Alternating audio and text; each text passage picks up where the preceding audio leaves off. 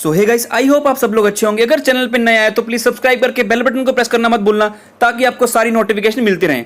और latest court judgment, press release और इस नोटिफिकेशन को डाउनलोड करने के लिए टेलीग्राम को ज्वाइन कर लो।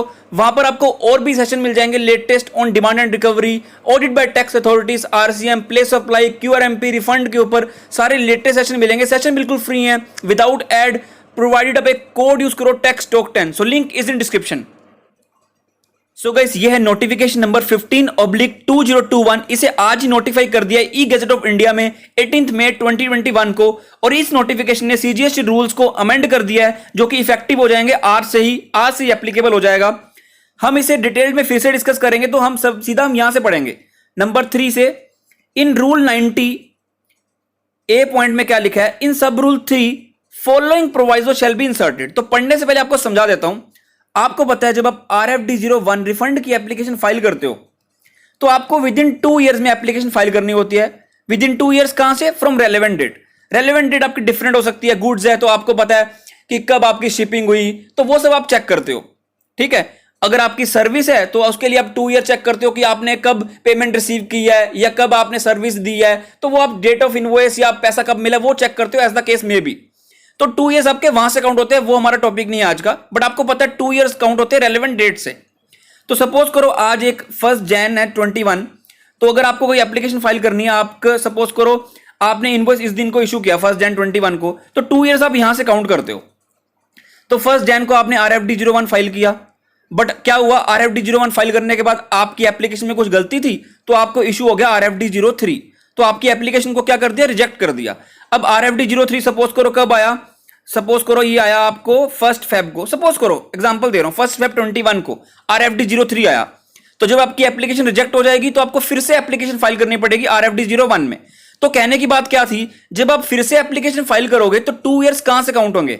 1 जैन से काउंट होंगे या 1 फेब से काउंट होंगे? तो अभी इन्होंने बोल दिया कि जो जैन से लेके 1 फेब तक आपका टाइम गया है, RFD01 से लेके RFD03 के बीच में जो आपका टाइम गया है, उसको एक्सक्लूड कर देंगे 2 साल के लिए।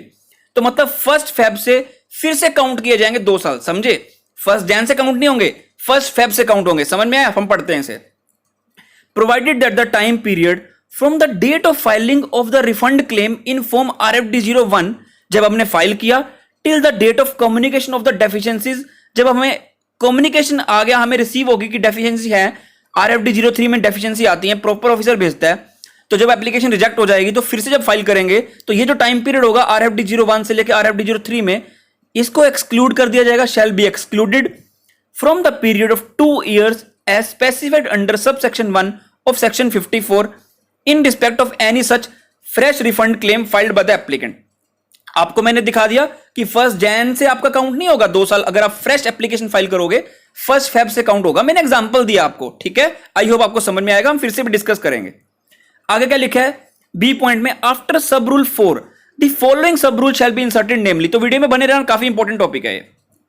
होता क्या कि सपोज करो आपने रिफंड की एप्लीकेशन फाइल कर दी, बट RFD03 इशू होने से पहले, मतलब अभी कोई भी सैंक्शन नहीं हुआ, ऑर्डर वगैरह, कोई रिफंड वगैरह ऑर्डर नहीं आया। अगर आपको लगता है कि आपकी एप्लीकेशन में कुछ गलती है, तो आप उस एप्लीकेशन को विड्रॉ कर सकते हो।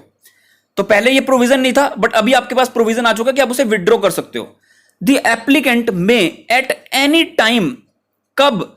At any time before issuance of provisional refund sanction order inform GST RFD04 कि RFD04 इशू होने से पहले ही आपने क्या किया? अगर आप चाहो कि गलती होगी एप्लीकेशन में, आप विड्रॉ कर सकते हो। या फाइनल सैंक्शन ऑर्डर होने से पहले, RFD06 इशू होने से पहले आप चाहो तो विड्रॉ कर सकते हो। RFD05 आने से पहले, मतलब पेमेंट ऑर्डर इशू होने से पहले आप चाहो तो रिजेक्ट कर सकते हो, मतलब विड्रॉ कर सकते हो एप्लीकेशन। या refund withdraw with hold order जो आपको इशू करते हैं RFD07 में, या जो आपको नोटिस आता है RFD08 में, इन respect of any refund application filed in form RFD01। तो अगर आप चाहो इन सबसे पहले अपनी एप्लीकेशन को विड्रॉ कर सकते हो बाय फाइलिंग फॉर्म RFD01W। मैं आपको अभी दिखाऊंगा भी। तो जैसे ही आप ये फॉर्म फाइल कर दोगे RFD01W, तो जो आपके ई क्रेडिट लेजर में से बैलेंस रिड्यूस हुआ होगा या ई कैश लेजर में से, वो आपको रिक्रेडिट कर दिया जाएगा। Any amount debited by the applicant from E credit ledger और E cash ledger as the case में बी, while filing application for refund in RFD01, जब आपने RFD01 फाइल किया था और यहां से अमाउंट डिडक्ट हुआ था, डेबिट हुआ था, रिड्यूस हुआ था, तो वो आपका क्रेडिट बैक कर दिया जाएगा लेजर में, from which such debit was made. ये काफी इशू रहता है हमेशा, तो ये आपको अभी मिल जाएगा। बाकी कुछ पॉइंट जो लिखे हुए हैं हम डिटेल में डिस्कस करेंगे जरूर। और मैं आपको सीधा लेके चलता हूं यहां पर दिस वन, रूल 138E, इसके हम एनालिसिस में भी जाएंगे। इन्होंने क्या किया है, इन respect of registered person, rule 138E किसकी बात करता है, सबसे पहले ई वे बिल की बात करता है। ई वे बिल के केस में क्या रूल्स लिखा हुआ है रूल 138 में, 138E में, कौन ई वे बिल जनरेट करता है, इन respect of a registered person, चाहे आप एज अ सप्लायर हो, चाहे आप एज अ रेसिपिएंट हो। एज अ आउटवर्ड सप्लाई भी ई वे बिल जनरेट हो सकता है, और बीइंग अ रेसिपिएंट, अगर वो रजिस्टर्ड पर्सन है, वो भी ई वे बिल जनरेट कर सकता है। तो वर्ड्स क्या लिखे हुए हैं, in respect of a registered person whether as a supplier और अ रेसिपिएंट, तो वो जनरेट करता है। बट इन वर्डिंग को रिप्लेस कर दिया किससे, the words in respect of any outward movement of goods of a registered person who shall be substituted. मतलब कहने की बात क्या है कि इन वर्ड्स की जगह को रिप्लेस कर दिया किससे, इससे कर दिया।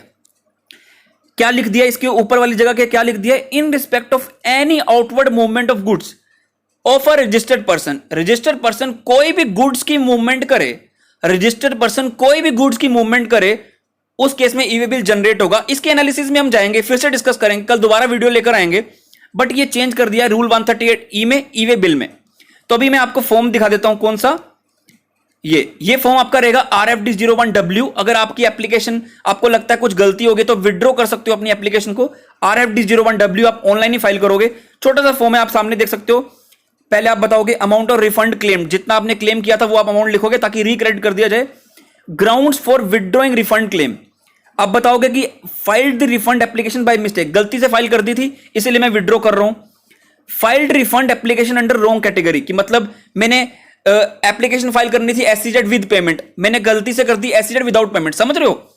Filed refund application under wrong category, कि मतलब मैंने ए में रिफंड एप्लीकेशन फाइल करनी थी, SEZ विद पेमेंट करना था, गलती से SEZ विदाउट पेमेंट कर दिया, तो आप विड्रॉ कर सकते हो।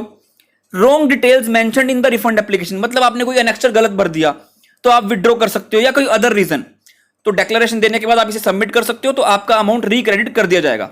तो नोटिफिकेशन को डाउनलोड करने के लिए आप कहां चले जाओगे, मेरे टेलीग्राम में, और वहां पर आपको लेटेस्ट सेशन मिलेंगे ई वे बिल के ऊपर, RCM के ऊपर। RCM की लेटेस्ट लिस्ट आपको मिल जाएगी, गुड्स ट्रांसपोर्ट एजेंसी के केस में, एडवोकेट के केस में, रेंट अ कैब के केस में, वहां पर आप सारे सेशन समझ सकते हो। बस आपको एक कोड यूज करना पड़ेगा, टेक्स टॉक 10, और आप सारे सेशन देख सकते हो बिल्कुल फ्री विदाउट एड। आपको काफी हेल्पफुल होगा, और अगर आपको सेशन ना मिले तो आप मुझे 1-on-1 मैसेज कर देना, मैं आपको वो सारे सेशन शेयर कर दूंगा। तो वीडियो में कुछ बचे तो लाइक करना, आगे शेयर करना। Till then thank you very much, have a nice day, bye.